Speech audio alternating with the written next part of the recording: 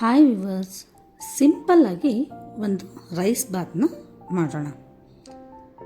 ಇಲ್ಲಿ ನಾನು ಒಂದು ಬಾಣಲೆನ ಇಟ್ಬಿಟ್ಟು ಇದಕ್ಕೆ ಒಂದು 4ರಿಂದ 5 ಸ್ಪೂನಷ್ಟು ಎಣ್ಣೆನ ಹಾಕ್ಕೊಳ್ತಾ ಇದ್ದೀನಿ.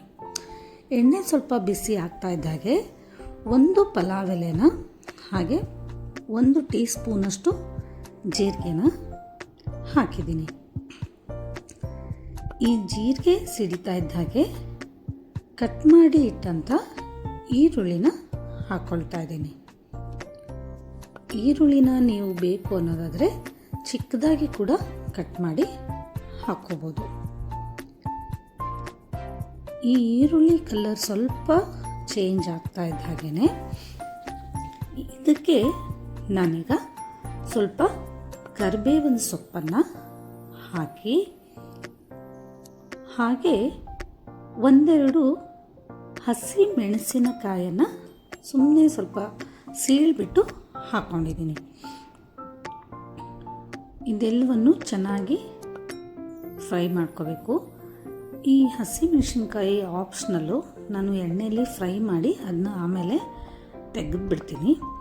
ಈಗ 1 ಕ್ಯಾಪ್ಸಿಕಮನ್ನು ಕಟ್ ಮಾಡಿ ಹಾಕ್ಕೊಳ್ತಾ ಇದ್ದೀನಿ. ಕ್ಯಾಪ್ಸಿಕಮ್ಮು ನಿಮಗೆ ಬೇರೆ ಬೇರೆ ಕಲರ್ದೆಲ್ಲ ಸಿಗುತ್ತಲ್ವಾ, ಅದನ್ನು ಕೂಡ ತಗೋಬೋದು. ಹಾಗೆ ಇದಕ್ಕೆ ನೀವು ಬೇಕು ಅನ್ನೋದಾದರೆ ಒಂದು ಟೊಮೆಟೊ ಕೂಡ ಬಳಸ್ಕೋಬೋದು. ಸ್ವಲ್ಪ ಕ್ಯಾಪ್ಸಿಕಮ್ ಮೆತ್ತಗಾಗ್ತಾ ಇದ್ದ ಹಾಗೆಯೇ ಒಂದು ಅರ್ಧ ಟೀ ಸ್ಪೂನಷ್ಟು ಅರಿಶಿಣ, ಹಾಗೆ 1.5 ಸ್ಪೂನಷ್ಟು ಅಚ್ಚ ಖಾರದ ಪುಡಿ, 1 ಸ್ಪೂನಷ್ಟು ಧನಿಯಾ ಪುಡಿನ ಹಾಕ್ಕೊಳ್ತಾ ಇದ್ದೀನಿ. ಈ ಮಸಾಲೆ ಯಾವುದು ಸೀದ್ ಹೋಗಬಾರ್ದು, ಆ ಕಾರಣಕ್ಕೆ ಇದನ್ನು ಲೋ ಫ್ಲೇಮಲ್ಲೇ ಇಟ್ಬಿಟ್ಟು ಚೆನ್ನಾಗಿ ಫ್ರೈ ಮಾಡ್ಕೋಬೇಕು. ಈಗ ಮಾಡಿ ಇಟ್ಕೊಂಡಿರೋವಂಥ ರೈಸನ್ನು ಇದಕ್ಕೆ ಮಿಕ್ಸ್ ಮಾಡ್ಕೊಳ್ಳೋಣ. ನಮ್ಮನೇಲಿ ಸ್ವಲ್ಪ ರೈಸು ಯಾವಾಗಲೂ ಮೆತ್ತಗೆ ಇರುತ್ತೆ.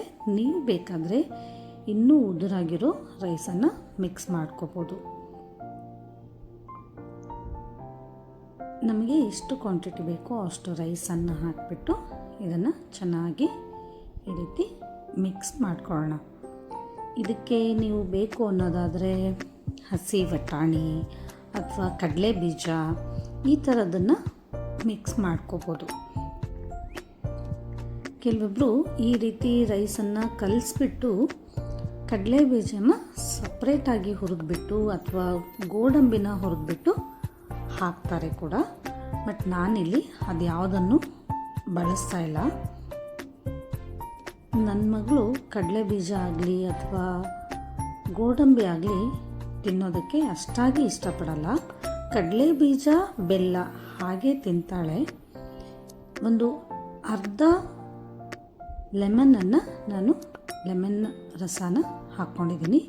ನನಗೆ ಇಲ್ಲೊಂದು ಸ್ವಲ್ಪ ಉಪ್ಪು ಕಡಿಮೆ ಅನ್ನಿಸ್ತು, ಆ ಕಾರಣಕ್ಕೆ ಉಪ್ಪನ್ನು ಹಾಕ್ಕೊಂಡಿದ್ದೀನಿ. ನೀವು ನಿಮ್ಮ ಟೇಸ್ಟಿಗೆ ಅನುಸಾರವಾಗಿ ಉಪ್ಪನ್ನು ಹಾಕ್ಕೊಂಡು ಈ ರೀತಿ ಚೆನ್ನಾಗಿ ಮಿಕ್ಸ್ ಮಾಡ್ಕೊಳ್ಳಿ. ಇದನ್ನು ನೀವು ಯಾವುದ್ರ ಜೊತೆ ಆದರೂ ಸರ್ವ್ ಮಾಡ್ಬೋದು. ಅಂದರೆ ಮೊಸರು ಬಜ್ಜಿ ಅಥವಾ ತಿಳಿ ಸಾರು, ಯಾವುದಾದ್ರೂ ಗ್ರೇವಿ, ಈ ಥರ ಯಾವುದ್ರ ಜೊತೆ ಆದರೂ ಸರ್ವ್ ಮಾಡ್ಬೋದು. ನಾನಿಲ್ಲಿ 1-2 ಪಾಪಡು, ಟೊಮೆಟೊ ಹಾಗೆ ಹಸಿ ಮೆಣಸಿನ್ಕಾಯಿನ ನಾನು ಫ್ರೈ ಮಾಡಿ ತೆಗೆದಿದ್ನಲ್ವ, ಅದ್ರ ಜೊತೆ ಇದನ್ನ ಸರ್ವ್ ಮಾಡ್ತಾಯಿದ್ದೀನಿ. ನೀವು ಬೇಕಾದರೆ ಇದನ್ನು ಲಂಚ್ ಬಾಕ್ಸಿಗೆ ಕೂಡ ಕಟ್ಬೋದು. ತುಂಬ ಟೇಸ್ಟಿಯಾಗಿ ಚೆನ್ನಾಗಿ ಇರುತ್ತೆ. ನೀವು ಒಂದು ಸಾರಿ ಮನೇಲಿ ಟ್ರೈ ಮಾಡಿ.